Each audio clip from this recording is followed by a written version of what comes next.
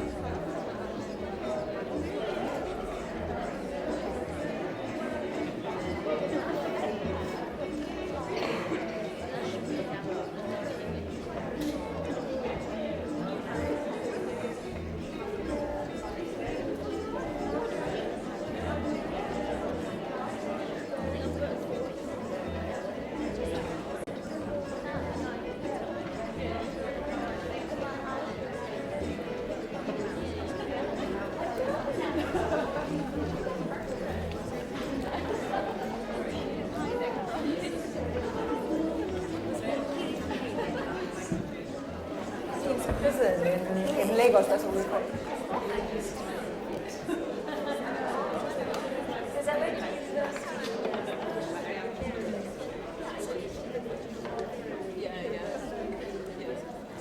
Uganda, so good evening, and how nice that you stayed. Thank you. There are seats down here if you want to come down. One of the problems we're going to have with sound is that people at the bottom will be better heard because of the acoustics. So if you want to take part in the debate and be heard, please do come down. And the panel will also have to speak up more than you would with a mic. I'm following instructions, which I don't often do. My name is Yasmin Alibai-Brown. I'm a journalist and an author, and I'm very pleased to be chairing this after-show conversation. I'm not going to call it a debate. It's a conversation, a moment, I think, for all of us to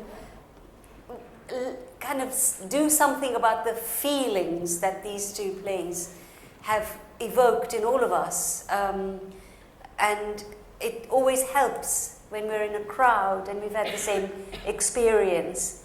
But I wanted to make a few comments. What I'm going to do, I've got 4 amazing people on the panel, and I'm going to ask them just 1 or 2 questions each, and then I'm going to open it up, because it is really your conversation with them.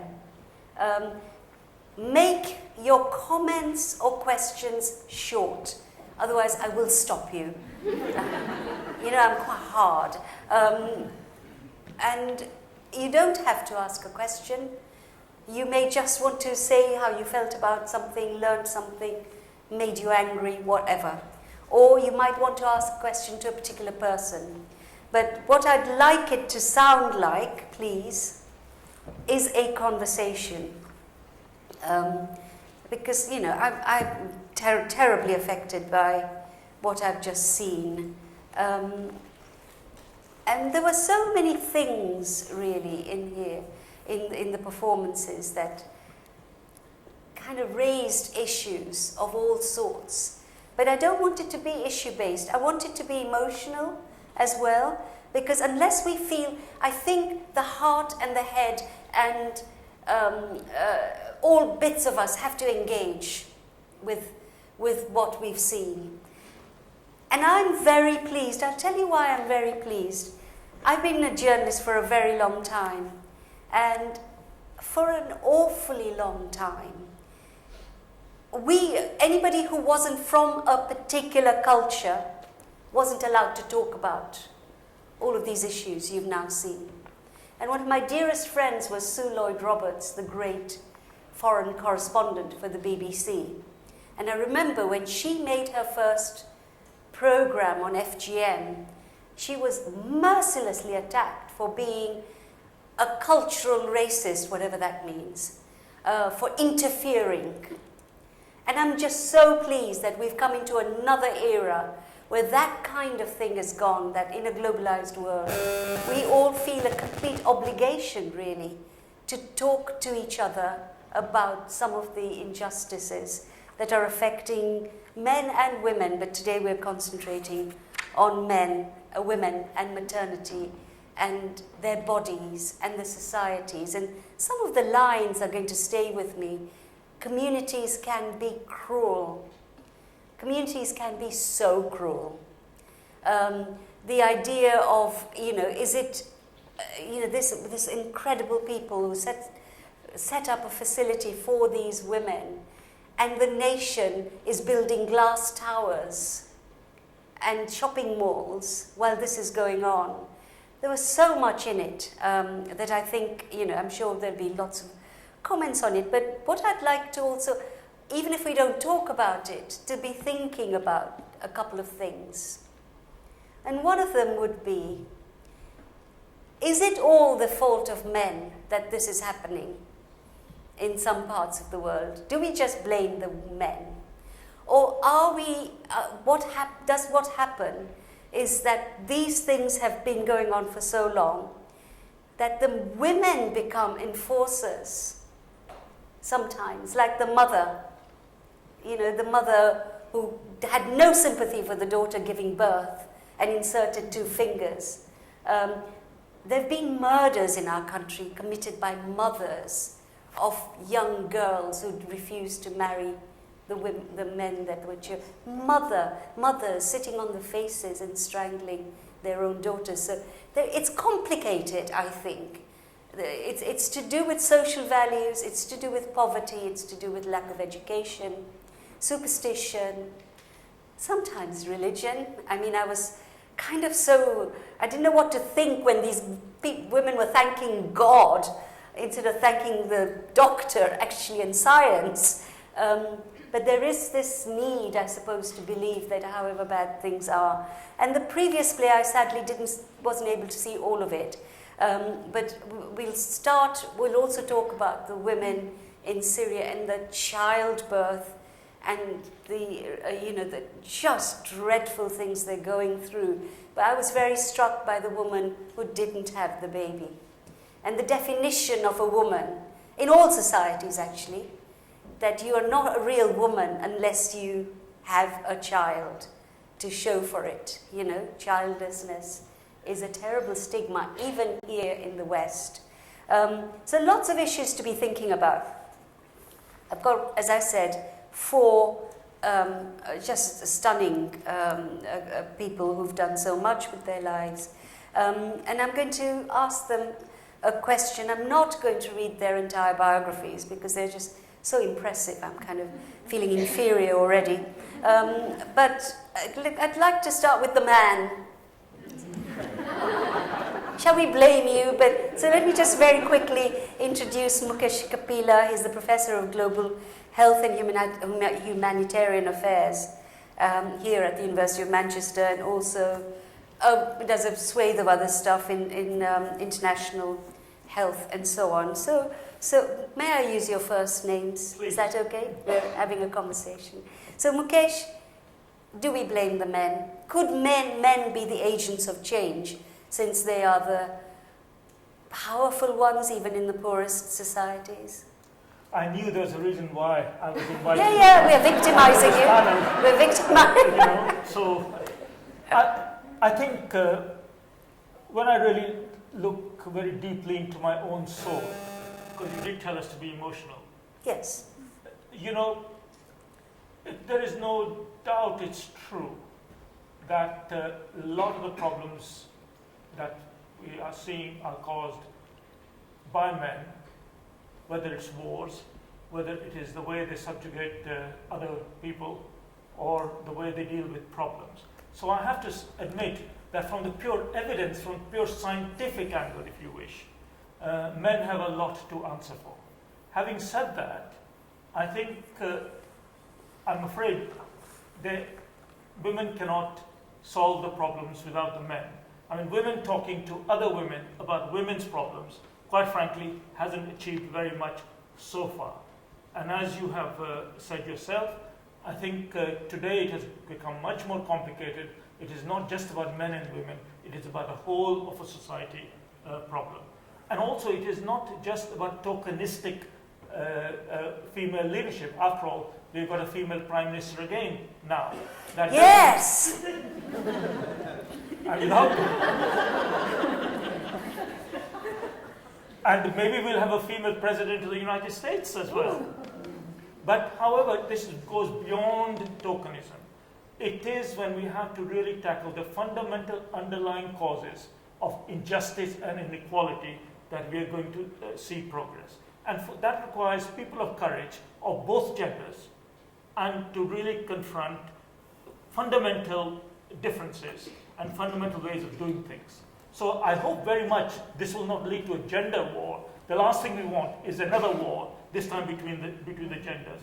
But there is no question, it is men showing leadership, it is men speaking up that is fundamentally going to help to change some of these issues. Can I ask, because of your other work as well, a very quick question. I'm often torn between, one kind of irrefutable fact is that women of any age, but particularly young women, having too many children are disabled physically, emotionally, and of course economically. Okay, they cannot rise above that, and that happens in our country as well, among some communities. So you know, everybody knows that, but there's also this terrible fear that you should never command or coerce women into not having children. They did, remember Indira Gandhi talk about female leader who tried to stop reproductive rights way back, and the reaction against them, and I'm always torn about that. I don't know what your view is. Well, I think coercion is always wrong. Not because for ethical or moral reasons, that of course is self-evident, but simply because it's not effective. If coercion actually worked as public policy in this sphere or in another sphere, we'd have solved many problems by now. But actually it doesn't work. That's the best argument against coercion. And in any case, I think we've got plenty of evidence to show that, women and men, once they're empowered to take charge of their own lives through education, through opportunity, and so on and so forth, some of these problems get sorted out. So the best management, if you wish, of the problem of rising population, which incidentally is not a global problem. In some parts of the world, some countries, the population is actually declining, is basically giving people the tools to be able to make their own personal choices. And that is more effective. And all of history has shown us to do that. So terms like population control, I hope we no longer use those terms. Having said that, Yasmin, it is also true that in the world we live in, which is very interconnected, there is no such a thing as an absolute freedom. So nobody is free on everything at the cost of other people. So obviously, people have to look at the implications of their own personal decisions and how it affects other people. Thank you. So Nana, I'll come to you next, if I may. I've known about your work for such a long time. And I've known how you've given your life really to the FGM cause and done it with such dignity and also fistula. You advise the government now, and I'm really pleased that the government and the law and so on are coming up with the goods, although I don't think there's very many prosecutions so far, am I right? But just in terms of Planned Parenthood, have you come across women, because I have as a journalist, young women, who say, I don't want another baby, okay, but I don't know how to say no? Incidentally, in my previous life, I worked with the International Planned Parenthood, so I don't know whether it's something that you just noticed or you just had it by luck. No, I've got a whole very good bio. It will take me all evening to read it, so I'm not going to. Clearly, there is, we do come across a lot of women, young women. I mean, we're working in Tanzania, in Sierra Leone, and Ethiopia with young women who clearly do not want to have children, or more children for that matter. But clearly there is also the whole pressure around girls and young women to have more children. One from their mother-in-laws, but also from the husbands. And the whole pressure, very often, and you'd see particularly girls who have had fistula, the first thing they want to do when they are repaired is to actually go and have children. Is that right? It's also because as a woman, when you have children, you're valued. Yes. You know, so as a mother, as a woman without children, you seem to be valueless in the community. And again, the value we accord to motherhood actually also puts additional pressure on a lot of these girls. And that for me is the worrying thing. The other aspect, which is also very important, is the whole issue of decision-making powers. For a lot of these girls, they have no voice, they have no rights within the marriage. One, they have been married without their choice in a number of cases, and you'll find that they've got a husband who may be 10 or 20 years older than them, so they come in a situation where they are very vulnerable, may not even have a skill, may not even have economic options, so they may almost always be very much dependent on the men. And so even having to not have children, you know, they may have to sort of go clandestinely to actually use family planning. But you know, one has to remember, this is happening here too. I remember years ago going to the London hospital where young Bangladeshi women mothers were so depleted by the number of children they were having. And we had a terribly, I don't know how to describe her, quite a robust doctor called Wendy Savage. Do you remember Wendy Savage? And she and I used to have these big rows because she had this view of, oh, these third world women, they just drop babies and they don't need painkillers and it's a wonderful thing. And it used to drive me nuts, and it used to drive the mothers nuts. But the other interesting thing that has just happened in the last 3 or 4 years, and I don't know if you're hearing about it, some young men who are growing up in this society, where FGM is part of their community, are leaving their wives. And I've met a number of them. They've asked to meet me. And why are they doing that? This comes back to what you were saying. They see these movies and they see women having sexual pleasure. They want these women to have sexual pleasure, which they can't really. So they come to me and say, I'm leaving her because she's not enjoying it. So I say to them, so why? What have you done to her that she can't enjoy it? Now this is a triple punishment. This is so they might be the movers, if you like, part of the movement from the male side. I don't know. It's quite interesting. It's very interesting, and Forward is working with this European project, and I say European, they soon lose that. The whole idea of that project is a partnership with European partners to really look at men's role, and the project is called Men Speak Out, and it's about enabling men to speak out against FGM, to talk about their views, but also to take action within their own communities. And one of the slogans is saying that FGM is my issue too. So for them to really start to have those kinds of conversations with other men, but to also work with their wives, work with their siblings, and enable this to come to an end. Because if men's voices are heard stronger, it would actually tilt the whole prevention work. Fantastic. So now I'm going to come to you last, Mina, because I think you're going to cheer us up. Not that everybody's depressed us, but I just think, you're part of the future, aren't you, really? So Mary, you're a gynecologist and I can never say this word. Obstetrician. And you've got a 4-year research fellowship. And where have you done your work? In Ethiopia and elsewhere? And what is the research about?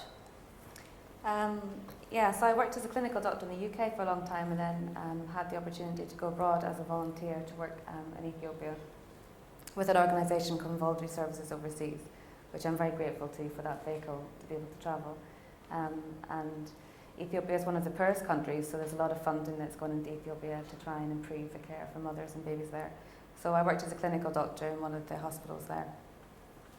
And before I went, I did a lot of research and read up on the statistics of how bad the care was for the women there. For example, over 600 women per 100,000 die, and there's globally there's 2.6 billion. At childbirth or for other reasons? During pregnancy, yeah. Oh, really? Okay. And globally, every 2 minutes a woman will have died during and after because of complications during pregnancy. So I knew all the numbers, I read up on the numbers. But to actually be there and then to work and to work clinically alongside colleagues and to work in the hospital with the infrastructure, it was a totally different story. And to smell the smells of the hospital and to really deal with the frustrations that the local doctors and the local midwives were dealing with was a different ballgame altogether. So because of that experience, it's really renewed my enthusiasm to work in a department or to work in a research department to really try and inform policy. So I worked at grassroots or community levels, but I'm really passionate about improving the care for women before, during and after pregnancy at policy level now to provide research. Good luck. Yeah. We've got a new lot of people now in power, haven't we? But one of the questions, because we've talked about getting the fistula repaired and then having another child and another child. Does the tearing happen again? Does she have to have repeated repair? Yeah, I think the play did touch on different types of fistula, and it did actually cover obstetric fistula, which is due to lack of access for cesarean section, But there was complications of female genital mutilation, but also normal complications that a woman in the UK will suffer, for example, normal tears and complicated tears towards the back passage. So some of those tears are repairable, and there is a risk that it will happen again, but for fistula, it's really complicated surgery. Is it? And it's very difficult for women to become pregnant after a fistula. Oh, okay, okay. So that must make a difference to the relationship, to the marriage, and so on. Absolutely. Yeah. Yeah. So Minna, you, as I said, you're the future. I want to, if possible, for you to comment on the first play as well, on not only the kind of just unbelievable agonies of the Syrian and other refugees and what the women's stories we heard, but also where you obviously find your energy, your confidence and your optimism. I think, I've read your stuff, and there's an amazing strength there. Is it important to keep that strength? Because otherwise we'd all kind of just sink into terrible sorrow. Yeah, of course it is, and thank you for having read my stuff. It means a lot, because I really, you're a role model I'm to me. so jealous that you're young and beautiful, and I'm glad that I get to address the future, and I don't know that I'm only optimistic about it. I'm a pessimistic optimist, or somewhere in between the two, but I do think that the central question is the future, and the question of who is responsible for the future. And I think to answer that question, we have to think about who is responsible for the present, and touching on things that everybody has already spoken about. First of all, the question of do we blame men? And if we think about who is responsible for the present, we do certainly need to acknowledge that male hegemony is very much a part of the present. I think we can look at it in two ways. So firstly, we tend to feel that the state is responsible for many sectors in society, including reproductive rights. And of course, the state is a patriarchal one all over the world. So men are responsible in that sense. The other institution that we hold responsible, especially in the global south, is religion. And religion, again, is patriarchal. So these are certainly things that, this is the present. But when we look into the future, and if I had to address who I think should be responsible, I would say artists, creatives. And I don't think, I know this is perhaps not controversial, but maybe an unusual group of people to hold responsible for the future of society and current affairs. But I think that, as you were saying, in terms of feeling and emotion and what these plays have done tonight, and everybody who's here, I'm sure, has understood the issues that we're discussing in a visceral way. And that's what art does, in a way that other institutions And I think it's fantastic that we're getting more and more testimony-led plays. We have Nicholas Kent in London, and a lot of people. And sometimes life is more terrifying, tragic, dramatic, and unpredictable than art ever could imagine or write up. But to go back to the Syrian play, the thing that struck me there was the child, the woman who didn't have a child, and therefore was chasing after her man in order to gain that affirmation, that validation. And my son, who's in his 30s, he's got a friend, and they couldn't have, and she couldn't have children. I mean, it was her problem. And she, very educated woman with a wonderful job, adoption, not an issue. And I remember her saying to me, if I don't have a child, I am not a woman. And this was a highly educated young woman in modern Britain. And I was really interested in that's almost what the Syrian woman was expressing. Right. This is a universal thing, and it's a very unfair universal thing, because often when there is childlessness, it is the man who is to blame, but it's the woman who's always, going back to Henry VIII actually, he didn't have enough sperm or whatever, but women had to have their heads off for it, really. So in terms of the Syrian stories, the one that really touched me, I have to say, is leaving the baby sleeping in this place. She couldn't have that child because the way the child was conceived. And of course around the world, in Congo and southern Sudan and so many places. Bosnia, children conceived through rape. How does a mother love that child? And some have learned to love those children. So I found that the definition of woman as mother seemed to me quite a universal thing. We're going to open up now, if we can, as I said, speak up, please speak as loudly as you can. And if you want someone to answer your question, do tell me who you'd like to speak up. Otherwise, if you just want to make a comment, share your feelings, that's fine. But really, really short, please. Who's going to go first? Any responses to the plays? Yeah? Yeah, I really appreciated all the plays, and I think that storytelling is incredibly powerful. But I teach lawyers in my day job, and I'm really interested in how we move beyond storytelling and into kind of policy. Do we need hard cases to make good laws, and what can we afford to wait for 50 years until people, individual people, however well-intentioned, are sufficiently empowered? What do you I'm particularly interested in hearing, I'm sorry, I forgot Mina. the person. Yeah. So sorry, I didn't quite understand how we move storytelling into actual policy. And law, using the law. Storytelling is very powerful in Yeah. changing the minds of future lawyers and the legislature and all of that. Yeah. But I'm really interested in how that combination works. So we go beyond storytelling and really influence policy making and look and deal with some of the kind of maybe the coercive bits of changing culture.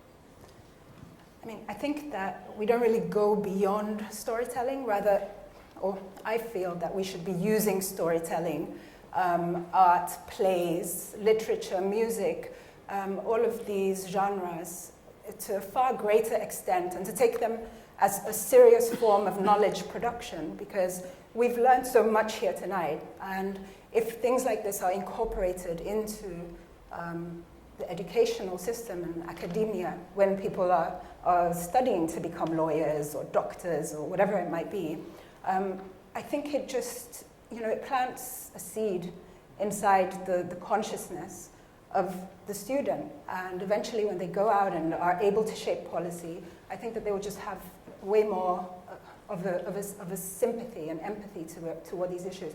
I mean, we have so much policy, we have so much information, statistics, it's rife. What we don't have is the emotional change, because real change it starts in the gut. That's where people feel the sentiment that, I want to make a difference, not in the head. Ultimately. Mary, you are very keen on the policy changes. Are you using stories and emotion?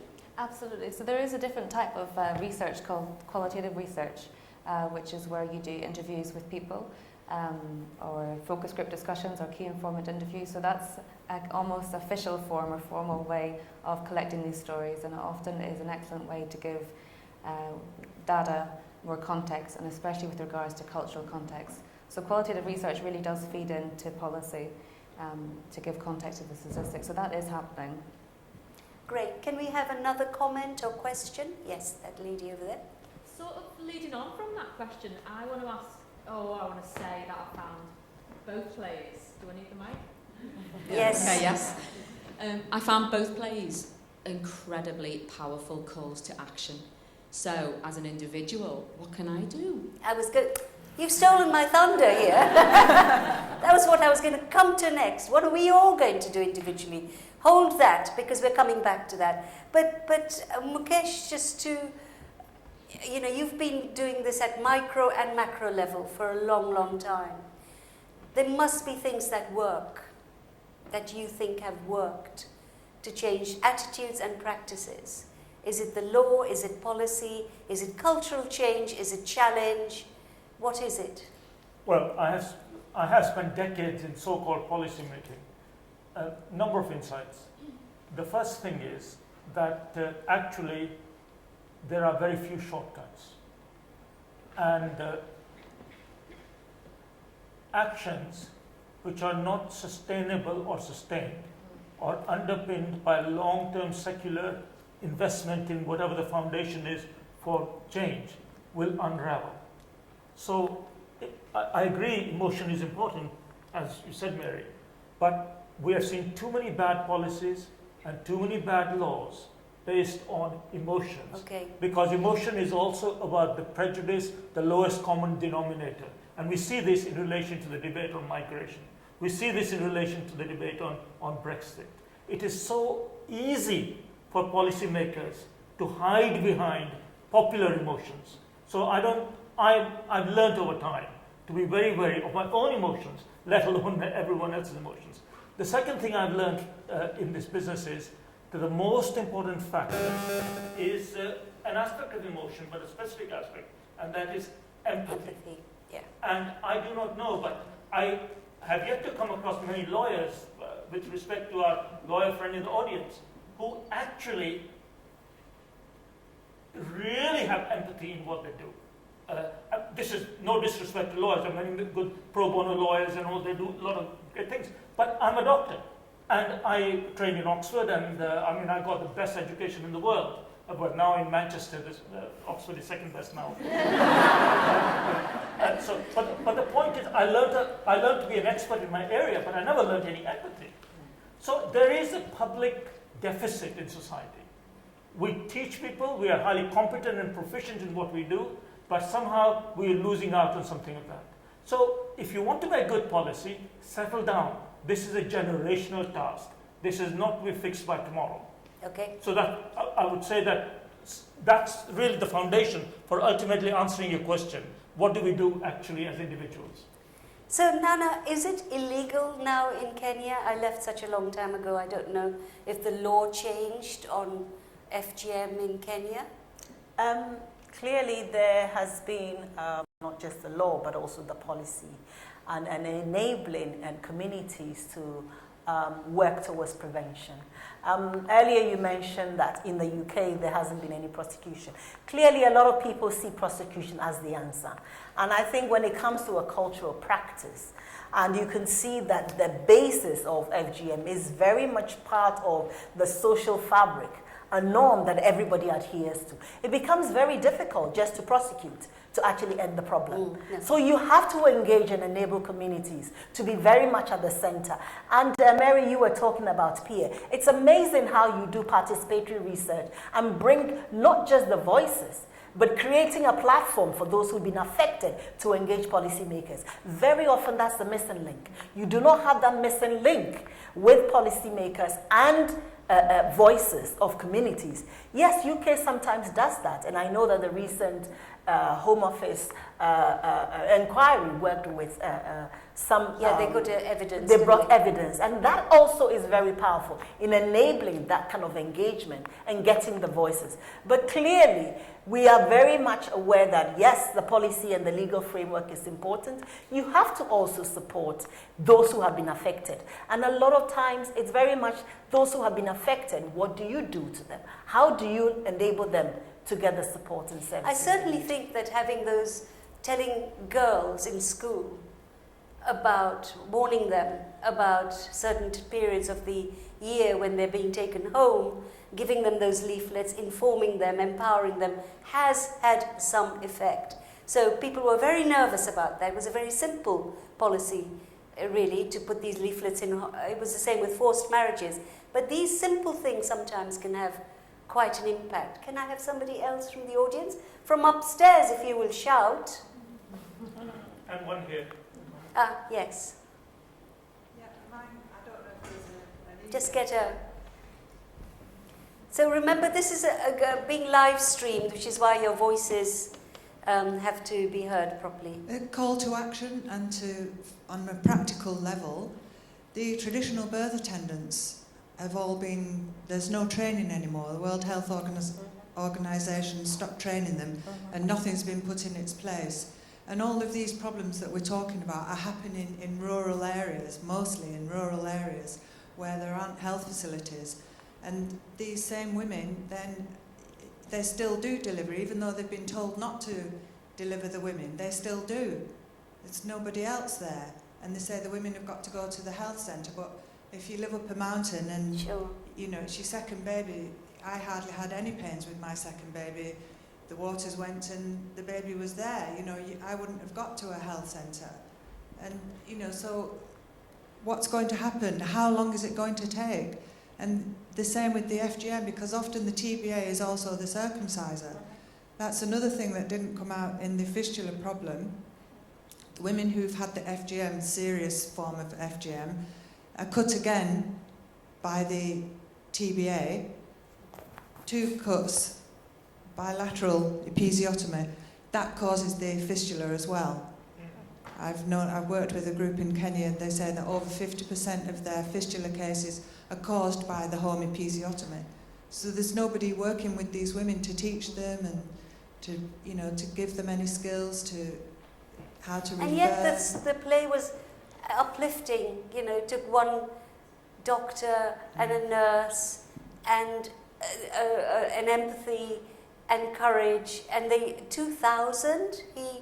So it seems to me maybe we're focusing on in the wrong place. Maybe real change for the people that you're describing happens when some bold, brave individual makes it their business to go into those places and do something, rather than governments, policies. And, you know, there are so many stories in India of the work being done by heroic doctors and nurses in the most rural, you know, the tribal peoples of India. Nobody looks at them, and so on. So maybe, you know, we should be thinking about small but effective responses rather than waiting for 50 years, I think. Exactly. Yeah. And also there's a new danger that I've been told about, that girls who've not had the FGM done, that then the TBA does the FGM during delivery. Ooh.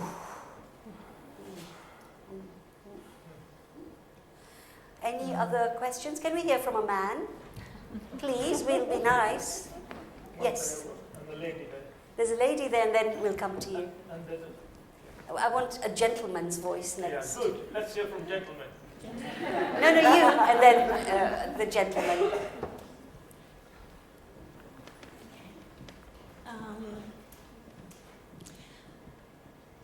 Really reflecting more on the first play,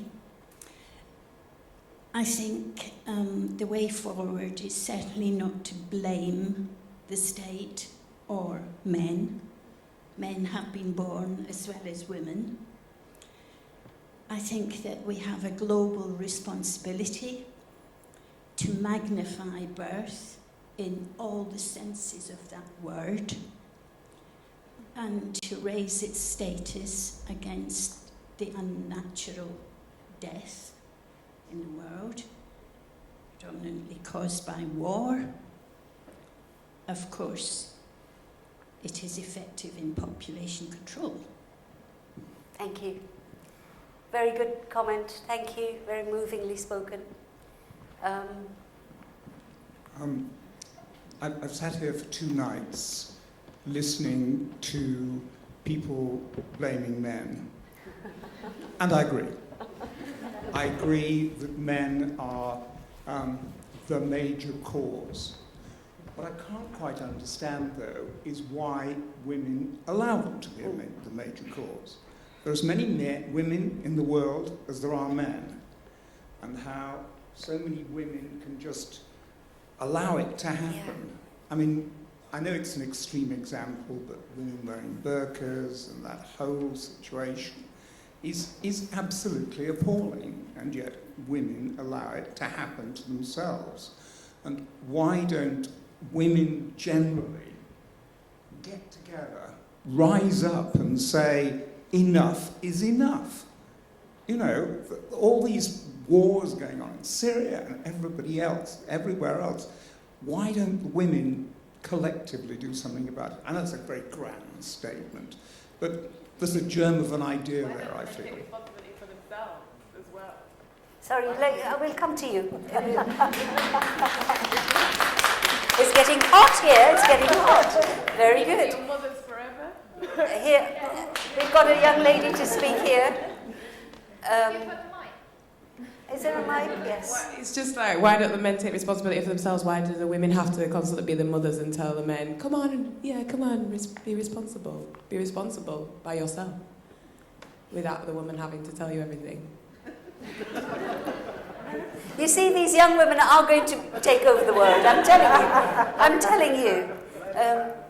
Yeah, but you know, we have to be also kind of think about how many educated women in our country, in the West, in America, who allow themselves to be dominated and abused by their husbands for years, for decades, because to pick up that courage is so difficult. Because, you know, how many centuries have women been told, and even now Mr. Farage is telling us to go back into the kitchen or whatever, and you know, so there's this pressure about what a real woman is, and it's very, you know, I agree with you. I completely agree with you, but it's hard. No, I think it's harder than you think. I'm just talking to my daughter at the moment. I'm just talking to my daughter who's... My daughter says it's harder than that. I know. They don't understand these men. Any other... Yeah. I must say, you're being so brilliant. You're not making lectures, and you're a fantastically engaged audience. It's lovely. The only point I was going to make in response to Mike was, I think it was Simone de Beauvoir, a great heroine of mine, who said the only true independence is economic independence. Yeah. And that is what women don't have, or very few of them have. And I think that is the sort of fundamental. There's a young lady in the front who was going to say something. Hi. I'm going to repeat a sentence that was said by one of the Syrian protagonists. That is, I'm not asking to stop the war. I'm really here asking why there is not enough healthcare in the camps. Why is it really so hard to get anything to Calais, to the jungle? I'm not asking why not they're here in the UK. Why these are big whys, and you're not responsible for answering this. But I really don't know why only volunteers can help in Calais, for example. I've talked to Mr. Mokish about it, and he told me really appalling stories about what's happening in Lebanon with the Syrian women regarding health, and that we don't have any literatures and statistics about this issue. And I can really count any weapon that any guy, having in any small city in Syria that you don't really pronounce it very well, but at the same time we know what kind of weapon he has, but we cannot really have any statistics and literatures about healthcare. So why is this deprivation of healthcare in the camps? Why is it happening with all this UN pouring money into this issue, and still we have so much to be done? It's really a question. I know it's a kind of a very huge one, but just to enlighten me maybe. Let me ask the audience to put their hands up. How many of you in the audience feel ashamed at how we have behaved towards the people in Calais?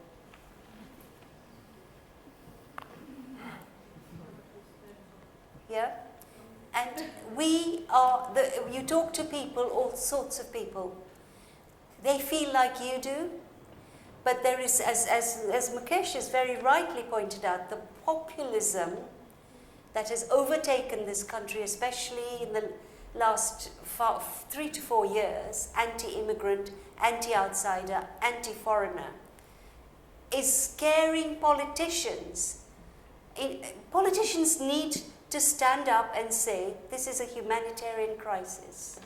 We will do what we need to do. Never mind the next election and whether you lot vote for me. Nobody's doing that. So you know, when Lily Allen, the singer, said, "I'm really sorry on behalf of my country," she was slapped down like she was public enemy number one. I get it all the time.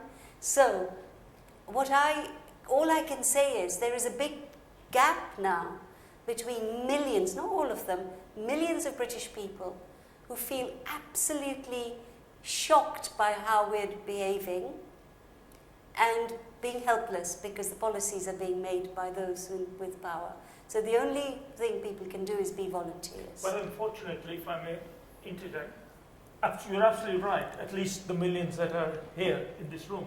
But unfortunately, on the other streets, side. Yeah. there are millions who think in that disgusting manner. Yeah. Yeah. But I still think that the good people are the unheard ones. They're the silent ones, and we need to remember that how many of them are doing what they can, but they're not the ones in the tabloid press. I mean, the way they behaved about these 10 children, who I don't know if you saw the headlines in some of the tabloid papers. You know, they're not children. We have to look at their teeth, and honestly, so really, I don't know how to answer that question, except the volunteering side is important. And the civil society? Hmm? Is the civil society not active or not effective civil in this? society?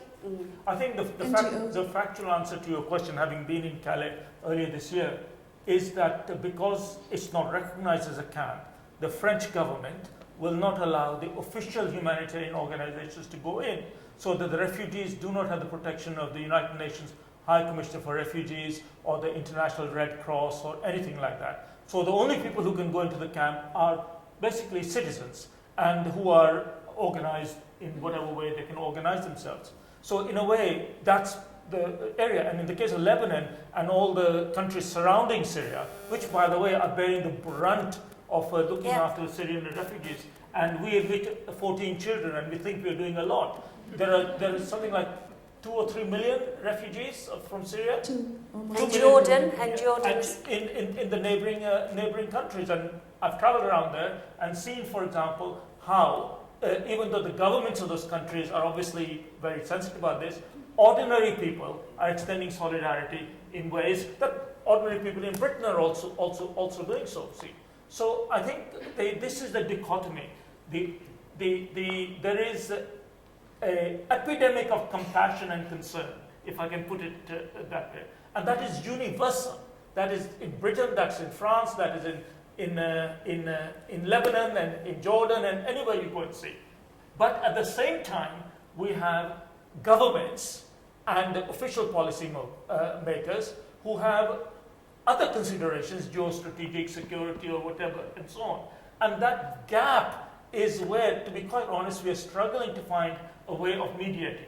And the only thing I can say in terms of what we can do is to really quote Mahatma Gandhi when he said that when something is really unjust, then rebellion and fighting back is the only answer. Absolutely, And Mandela I'm not talking said about violent fighting back. I'm just saying disobedience, actually not complying with unjust laws, unjust provisions. And maybe it's time for citizens to stand up. And I thought one of the most nauseating things today was to hear Theresa May talking about how awful the war in Syria is, and let's do something about Russia. It's dreadful what's happening to the people of Syria. And the same woman, when David Cameron said we would take 3,000 refugees when she was in the Home Office, she never took them. So I don't understand how you can do all of that. But here are some suggestions. I'm going to ask you all for some others and what you can do. Every time you see the media, especially the broadcast media, do an unfair report on the refugee crisis, write to them, because they have to heed the number of letters that come. Write to your MPs. I write to my MP almost every week. Every week. And she's lovely, and she's with me and with us. But having an official letter from a constituent saying, we have to do something, you know, eventually, if enough of us pressurize our individual MPs They all want to get back into Parliament. The pension is good. So that's what we can do in a democracy, and we should be doing it. I really feel we don't do the small things which have a big effect sometimes. But going to you, Mary, what would help? What action can these good people take? I think, yeah, we live in a global community. I think we all can have we may not have the political power to change things, but we do have a personal ability to change our perspectives, to understand other people's cultures, and to get involved in local non-governmental organisations. And not necessarily, everybody doesn't have to travel to different countries to really understand the problems, but you can get behind people who do and support the organisations who do provide aid and who do work to improve the quality of care for people in different countries. So I want to go back again, and I want to insist that actually emotions are important. And I also want to insist that we shouldn't blame men, and that was not my intention to say that, but I think what people need to do is, all of us, is to start with ourselves first. And part of that is to become aware. And part of awareness is to look at the systems which have created these problems. And we cannot at the same time deny the fact that whatever institution you look at, be it, the people who shape ideas, people in government, religion, etc., there is a tendency for the people who are making decisions to be male and to be white, often. And so we need to have that realization, but we also, I think, need to have the awareness of what we personally are motivated by. And I don't think that a lot of people have faith in policymakers and politicians, and so perhaps they don't feel that they want to contact them and be engaged in that way, in which case the important message, I think, is to do something, but figure out what can you contribute with? Can you share information about the plays we've seen tonight, or another story, or whatever it might be? But I think to become engaged and to start with ourselves is how change happens.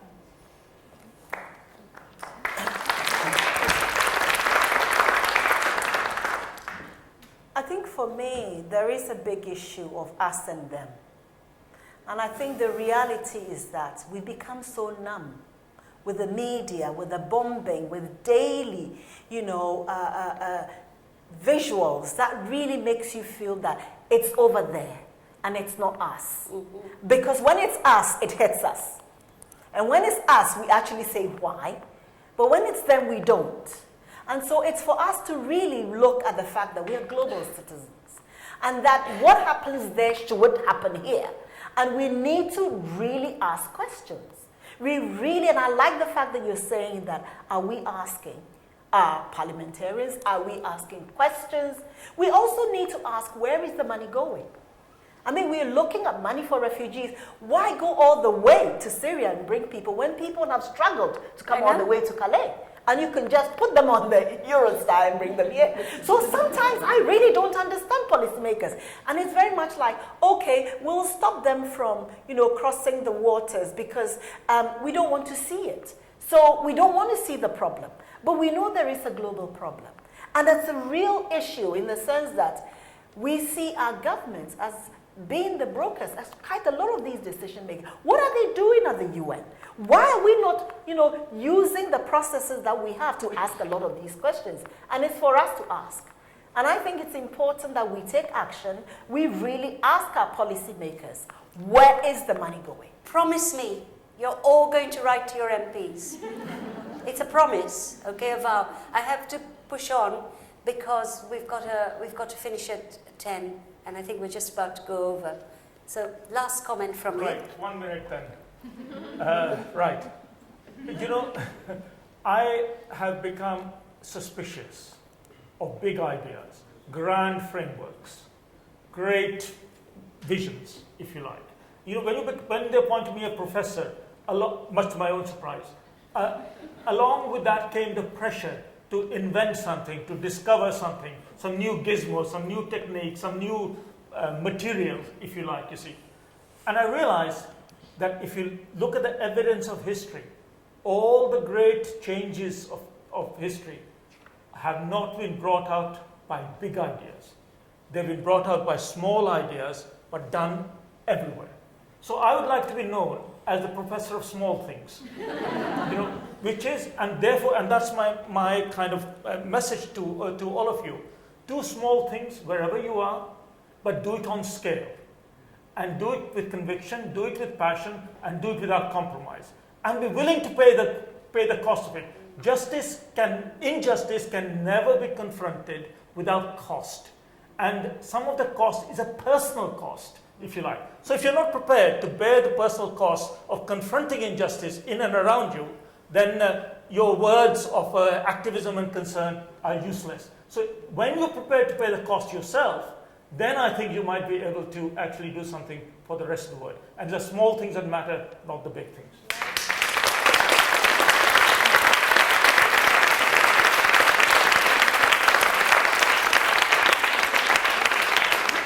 Thank you to my stirring panel. And actually, I'm really pleased we're going out on a high. And thank you to those who wrote and performed these incredibly important, touching plays. And thank you to you all for staying and for being so involved and engaged. And, it heartens me, really, that there are people who, care this much.